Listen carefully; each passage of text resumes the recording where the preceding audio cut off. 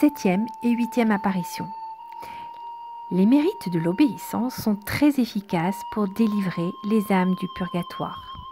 Saint Jean Climac dit que celui qui obéit est certain de plaire à Dieu et d'être traité avec bonté à son tribunal. La bienheureuse Émilie, dominicaine, prieure du couvent de Sainte-Marguerite à Verceil, faisait l'impossible pour convaincre ses religieuses du mérite de l'obéissance. La règle défendait de boire entre les repas sans permission. Une sœur nommée Cécile, étant un jour très altérée, se vit refuser la permission de boire. Elle offrit ce dur sacrifice à Dieu en union avec la grande soif de notre Seigneur sur la croix.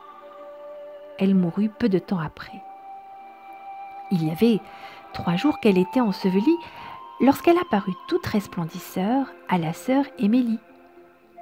Elle lui raconta que, devant souffrir pour avoir été trop attachée à ses parents, elle avait promptement été délivrée en récompense de la soif qu'elle avait offerte par obéissance.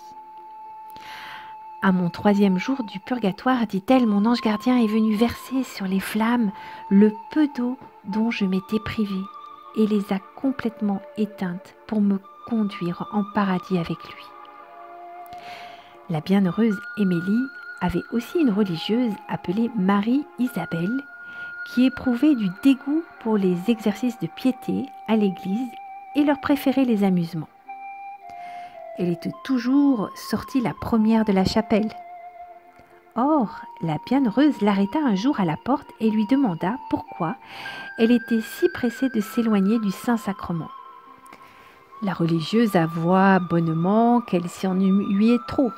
« C'est très bien, lui dit la prière, mais si vous n'êtes pas capable de demeurer commodément assise à chanter l'office divin, comment ferez-vous pour rester dans les tourments du feu du purgatoire ? Pour vous éviter cette terrible punition de l'autre vie, je vous ordonne de ne sortir de l'église que la dernière. » La sœur se soumit avec grande simplicité. Dieu bénit cette obéissance en lui ôtant le dégoût et l'ennui dont elle se plaignait. Elle éprouva au contraire une grande joie à prier et à rester à l'église après toutes les autres. Ce n'est pas tout. Elle obtint encore, à cause de cette obéissance, que toutes les heures ainsi passées à prier dans la chapelle seraient diminuées sur la durée de son purgatoire. Sans doute que ce fut la bienheureuse Émilie qui lui obtint ces faveurs, car ses prières étaient si efficaces qu'elle obtinrent que les 3 jours que son propre père devait passer en purgatoire furent changés en 3 heures seulement. Ne craignons point de prier longtemps devant le très saint sacrement, surtout puisque ces moments sont de beaucoup les plus précieux de notre vie et qui nous seront très richement payés au purgatoire comme au ciel. À demain pour la suite.